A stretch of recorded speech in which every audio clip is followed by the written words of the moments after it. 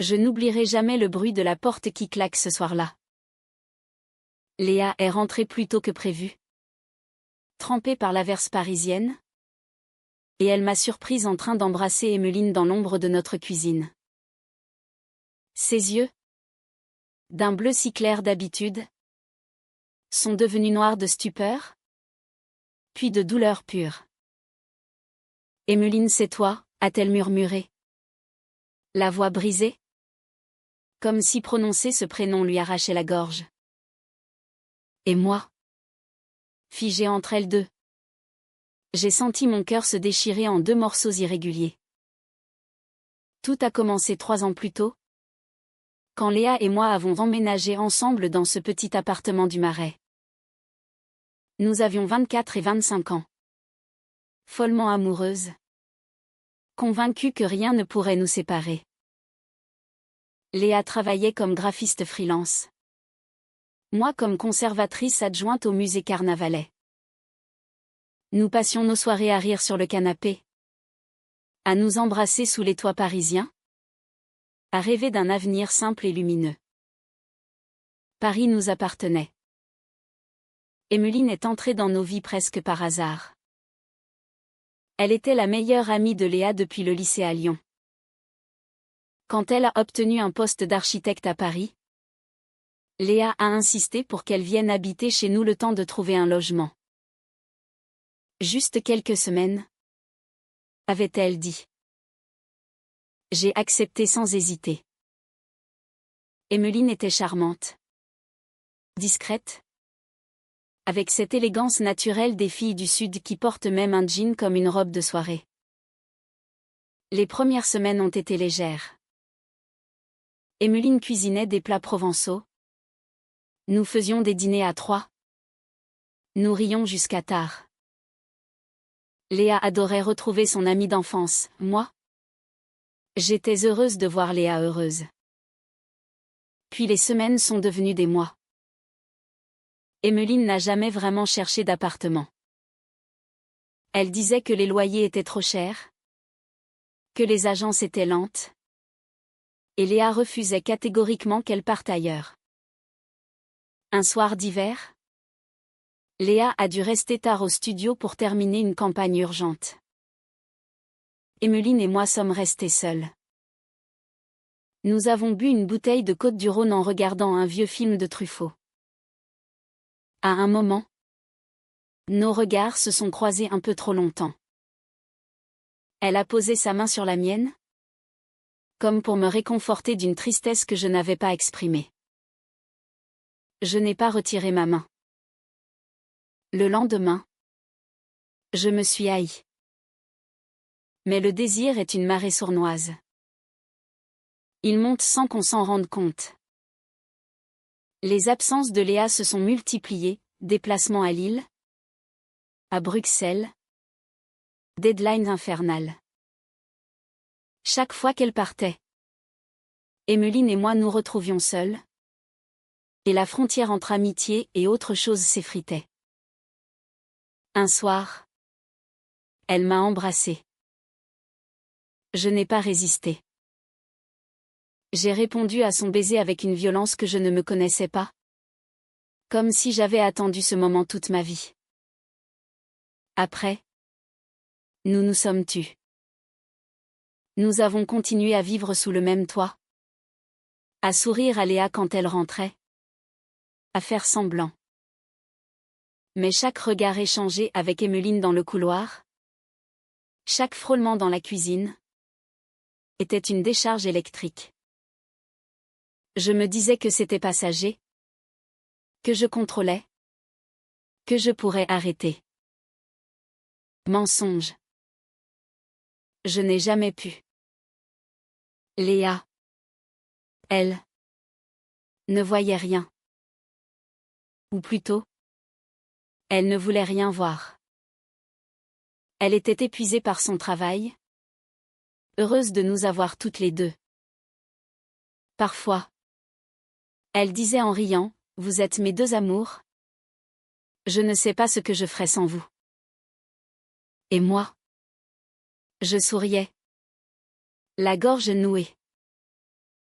Un jour, Emmeline m'a annoncé qu'elle avait enfin trouvé un appartement à Montmartre. Elle devait déménager dans 15 jours. J'ai senti une panique irrationnelle m'envahir. Je ne voulais pas qu'elle parte. Je ne supportais plus l'idée de ne plus la voir tous les jours. Cette nuit-là, après que Léa s'est endormie, je suis allée dans la chambre d'Emmeline. Nous avons pleuré dans les bras l'une de l'autre. Et nous nous sommes embrassés encore, plus désespérément. C'est là que tout a basculé. Le lendemain matin, Léa est partie tôt pour un rendez-vous client. Emmeline et moi sommes restés au lit jusqu'à midi.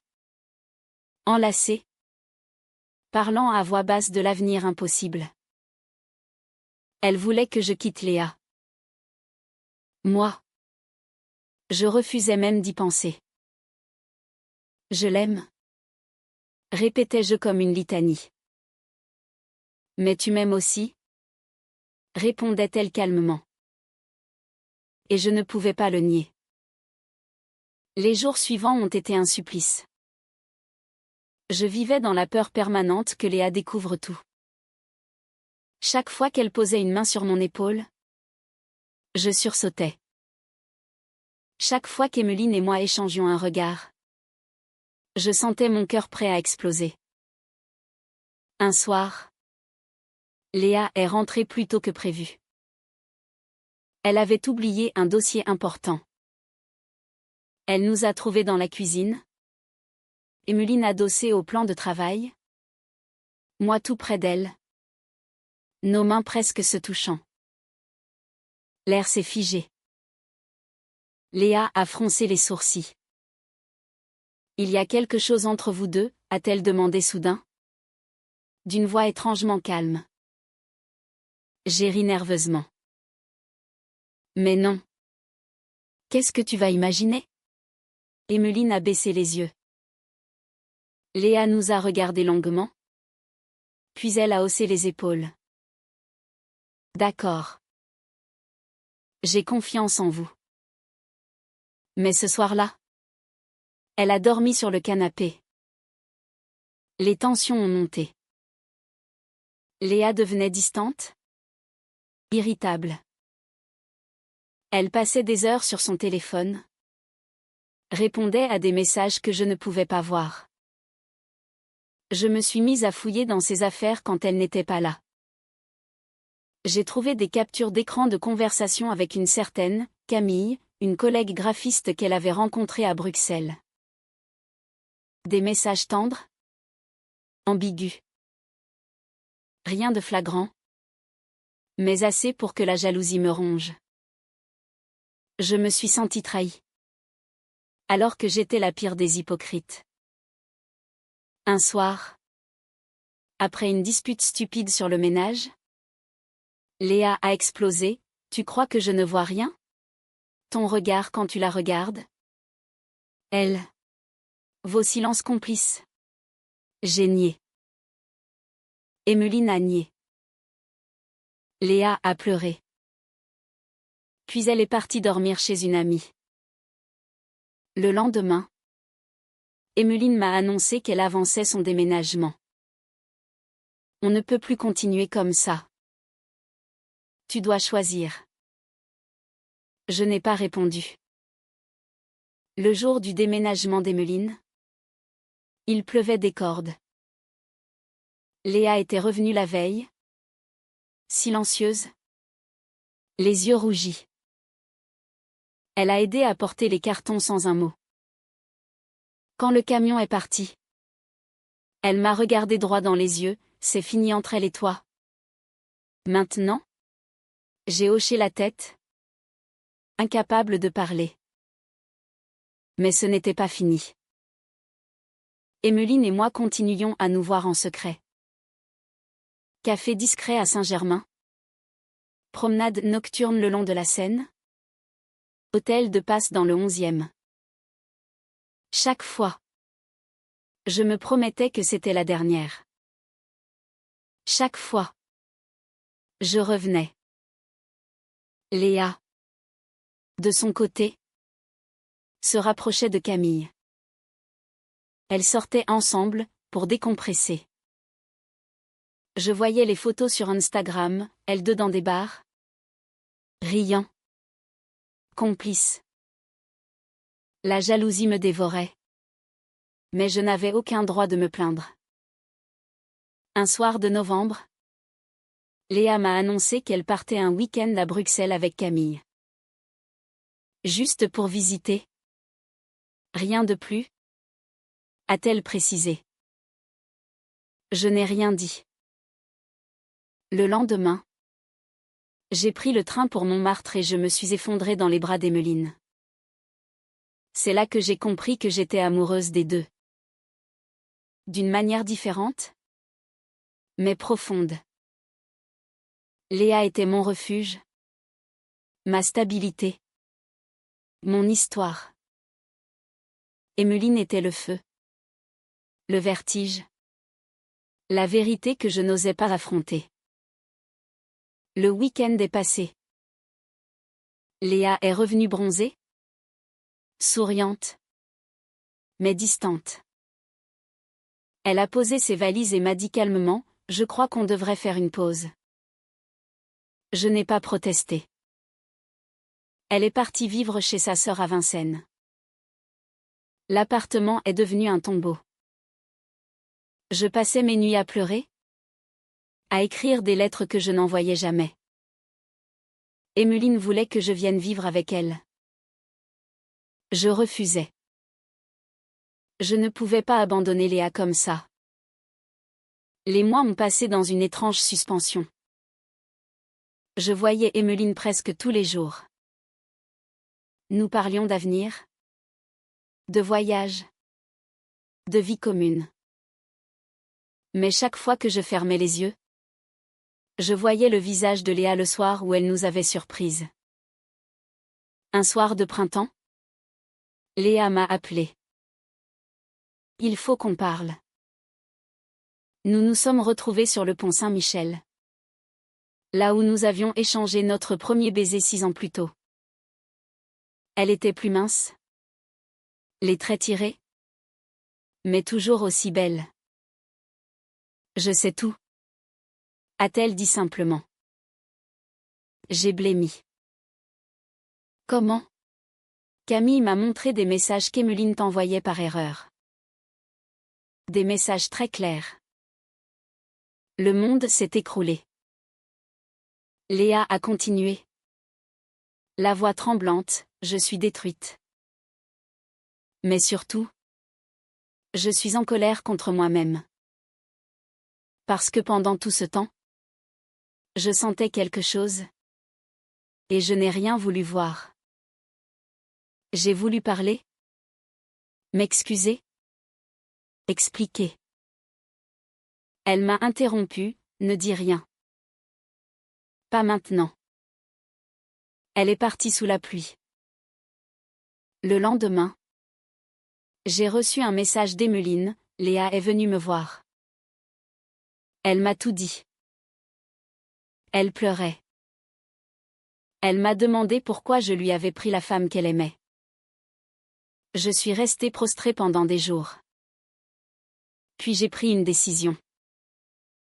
J'ai tout quitté. J'ai donné ma démission au musée. J'ai fait mes valises. J'ai laissé une lettre à Léa sur la table de la cuisine. Ma Léa. Je t'ai trahi de la pire des façons. Je t'ai aimé profondément. Mais j'ai aussi aimé Emmeline. Et je n'ai pas eu le courage de choisir. J'ai été lâche. Je détruis tout ce que je touche. Je pars. Loin. Pour que tu puisses guérir. Pour qu'Emmeline puisse vivre sans moi. Pour que je comprenne enfin qui je suis. Je t'aimerai toujours. Pardonne-moi si un jour tu le peux. Adieu. J'ai pris un train pour Lisbonne. Sans billet retour. 6 mois plus tard, j'ai reçu une lettre. L'écriture de Léa. Je ne te pardonne pas encore. Peut-être jamais complètement. Mais j'ai compris quelque chose, l'amour n'est pas une prison. Tu avais besoin de liberté? Même si tu l'as prise de la manière la plus douloureuse. Emmeline est partie à Barcelone. Elle dit qu'elle ne veut plus entendre parler de nous. Moi, je vais mieux. J'ai rencontré quelqu'un qui me regarde comme si j'étais la seule au monde. Prends soin de toi. Où que tu sois. Léa. J'ai pleuré sur cette lettre jusqu'à ce qu'elle soit illisible. Aujourd'hui, je vis à Porto. Je travaille dans une petite librairie française. Parfois, le soir, je marche le long du Douro et je pense à elle deux. À Paris. À ce pont sous la pluie où tout a basculé. Je n'ai plus peur d'aimer. Mais j'ai appris que l'amour véritable commence par la vérité. Même quand elle fait mal. Et quelque part, je sais que Léa et Emmeline, chacune à sa façon, ont continué à vivre. Blessées, mais vivantes. C'est tout ce que je pouvais leur offrir, la possibilité de guérir sans moi.